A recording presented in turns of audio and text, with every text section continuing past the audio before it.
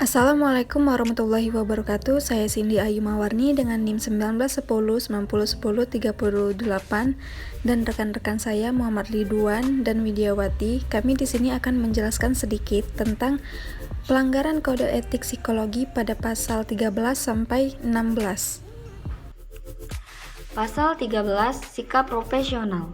Psikologi atau ilmuwan psikologi dalam memberikan layanan psikologi baik yang bersifat perorangan, kelompok, lembaga, organisasi, dan institusi harus sesuai dengan keahlian dan kewenangannya serta berkewajiban untuk pertama, mengutamakan dasar profesional, kedua, memberikan layanan kepada semua pihak yang membutuhkan, ketiga, melindungi pemakaian layanan psikologi dari akibat yang merugikan sebagai dampak layanan psikologi yang diterimanya.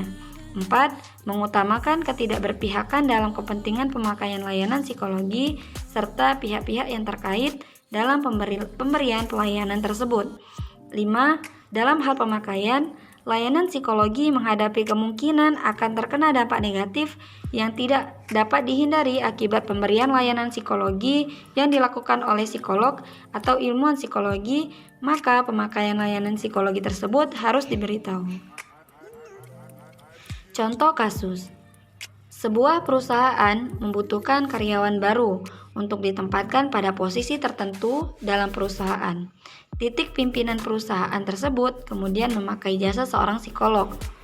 Psikolog A memberikan psikotes pada contoh kepala calon karyawan yang berkompeten dalam bidangnya. Namun, ketika memberikan psikotes tersebut, psikolog A bertemu dengan saudaranya si B meminta agar psikolog A memberikan hasil psikotes yang baik supaya B dapat diterima dalam perusahaan tersebut. Karena merasa tidak enak dengan saudaranya itu, akhirnya psikolog A memberikan hasil psikotes yang memenuhi standar seleksi penerimaan calon karyawan hingga B tersebut kemudian diterima dalam perusahaan dengan menduduki staf tertinggi. Analisis pelanggaran kode etik pasal 13. Berdasarkan contoh kasus tersebut, psikolog tidak profesional dalam menjalankan pekerjaannya. Ia tidak objektif dalam memberikan pelayanan psikologi, atau masih membedakan antara saudara dan orang lain, memberikan penilaian dan hasil asesmen yang baik kepada saudara sendiri. Yang mana hal ini tidak sesuai dengan kode etik pasal 13 yang menyatakan bahwa psikolog harus mengutamakan dasar-dasar profesional dan mengutamakan ketidakberpihakan pemakaian layanan psikologi serta pihak-pihak yang terkait. Analisis studi kasus pelanggaran pasal 14. Psikolog atau ilmuwan psikologi dalam menerapkan keilmuannya tidak dapat dalam pelecehan seksual. Tercakup dalam pengertian ini adalah permintaan hubungan seks, cumbuan fisik, perilaku verbal atau nonverbal yang bersifat seksual yang terjadi dalam kaitannya dengan kegiatan atau peran sebagai psikolog atau ilmuwan psikologi. Pelecehan seksual dapat terjadi dari satu perilaku yang intens, parah, atau perilaku yang berulang atau bertahap, sangat meresap serta menimbulkan trauma. Perilaku yang dimaksud dalam pengertian ini adalah tindakan atau perbuatan yang dianggap rasa dikehendaki, tidak sopan, dapat menimbulkan sakit hati, atau dapat menimbulkan suasana yang tidak nyaman, rasa takut, mengandung permusuhan, yang dalam hal ini psikolog atau ilmuwan psikologi mengetahui atau memberitahui mengenai hal tersebut. Bersikap keras atau cenderung menjadi kejam atau menghina terhadap seseorang yang konteks tersebut. Sepatutnya menghindari hal-hal yang secara nalar merugikan atau patut diduga dalam merugikan pengguna layanan psikologi atau pihak lain. Di Indonesia pernah ramai oleh kasus pelecehan yang dilakukan oleh Deddy Susanto. DS sendiri merupakan seorang psikolog yang melakukan pelecehan seksual dengan berdalih melakukan terapi. Dari laporan yang diterima dari pihak yang berwajib, korban dari DS ini lebih dari satu. Para korban mengaku mendapatkan perlakuan yang tidak senonoh seperti permintaan hubungan seks, dan cemburuan fisik.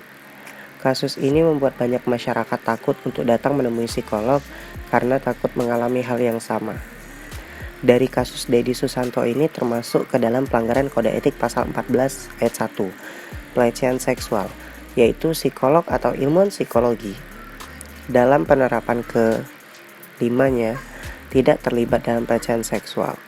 Jadi, jika terjadi pelecehan seksual selama berjalannya konseling, maka klien berhak untuk menghentikan proses konseling dan melaporkan kepada pihak yang berwajib.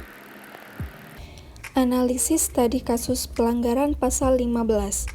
Psikolog atau ilmuwan psikolog mengambil langkah-langkah yang masuk akal untuk menghindari munculnya dampak buruk bagi pengguna layanan psikolog serta pihak-pihak lain yang terkait dengan kerja mereka serta meminimalkan dampak buruk untuk hal-hal yang tidak terhindarkan tetapi dapat diantisipasi sebelumnya. Dalam hal ini, maka pemakaian layanan psikologi serta pihak-pihak lain yang terlibat harus mendapat informasi tentang kemungkinan-kemungkinan tersebut. Seorang psikolog membuka praktik psikologi dengan memasang pelang di depan rumahnya. Ia melakukan beberapa praktik antara lain mendiagnosis, memberikan konseling, dan psikoterapi terhadap kliennya. Namun, ketika memberikan hasil diagnosis, ia justru menggunakan istilah-istilah psikologi yang tidak mudah dimengerti oleh kliennya, sehingga sering terjadi salah paham terhadap beberapa klien tersebut. Selanjutnya yaitu analisis tadi kasus pelanggaran pasal 16. Sebagai seorang psikolog, semestinya A memberikan penjelasan yang sejelas-jelasnya terhadap klien. Namun, kenyataannya A telah membuat klien bingung dan salah paham. Hal itu bisa jadi berakibat fatal terhadap kelainan terutama yang berhubungan dengan kondisi psikis klien. Tindakan psikolog juga terkesan menyepelekan klien dengan ketidakmengertiannya. Mungkin saja klien tersebut termasuk golongan awam yang kurang begitu paham dengan istilah psikologi dan akhirnya berakibat kesalahpahaman antara psikolog dan klien tersebut. Mestinya, psikolog menggunakan kata dan istilah yang sekiranya dapat dimengerti oleh klien agar tidak menimbulkan kesalahpahaman terutama yang berhubungan dengan hasil asesmen. Lalu, hubungan majemuk terjadi apabila yang pertama, psikolog atau ilmuwan psikologi sedang dalam peran profesionalnya dengan seseorang dan dalam waktu yang bersamaan menjalankan peran lain dengan orang yang sama. Yang kedua, psikolog atau ilmu psikologi dalam waktu yang bersamaan memiliki hubungan dengan seseorang yang secara dekat berhubungan dengan orang yang memiliki hubungan profesional dengan psikolog atau ilmuwan psikolog tersebut.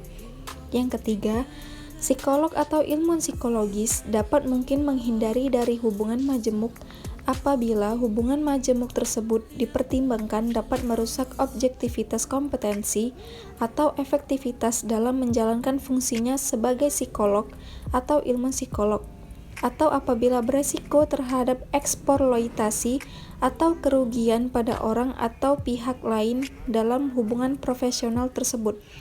Yang keempat, apabila ada hubungan majemuk yang diperkirakan akan merugikan psikolog atau ilmuwan psikolog melakukan langkah-langkah yang masuk akal untuk mengatasi hal tersebut dengan mempertimbangkan kepentingan terbaik orang yang terkait dan kepatuhan yang maksimal terhadap kode etik. Lalu studi kasus pada pasal 16. BBC News 2000 mengatakan bahwa seorang psikolog yang sudah menikah berhubungan seksual dengan klien wanitanya yang datang dengan tujuan untuk melakukan konseling. Khusus ini menyebabkan psikolog tersebut dikeluarkan dari British Psychological Society atau BPS. Psikolog yang bernama tersebut, Timothy Naylor, dianggap melakukan pelanggaran kode etik profesi. Menurut Patricia Hitchcock, juru bicara BPS, menjelaskan bahwa hubungan personal muncul setelah sesi terapi dan berujung pada seks tanpa proteksi. Selain itu, Naylor juga meminta wanita tersebut untuk tidak menceritakan hal ini kepada terapi sebelumnya atau orang lain.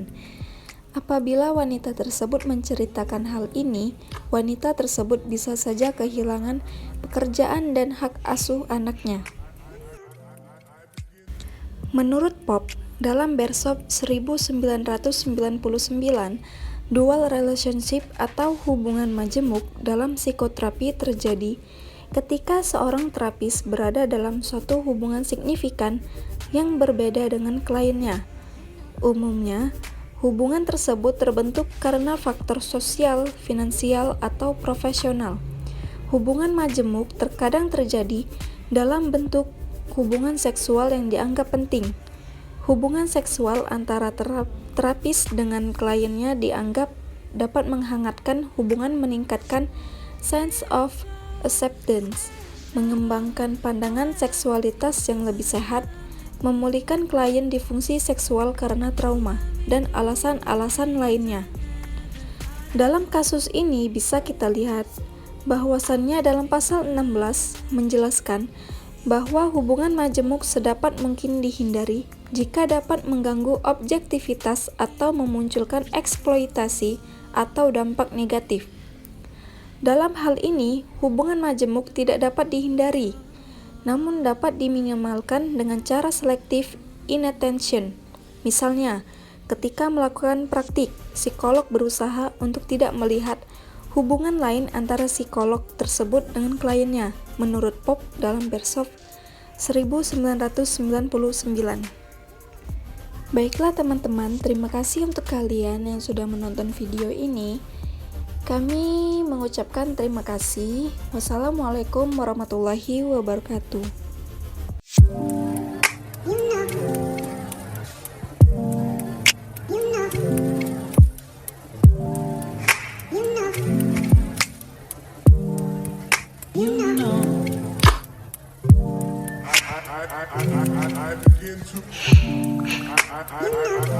I begin to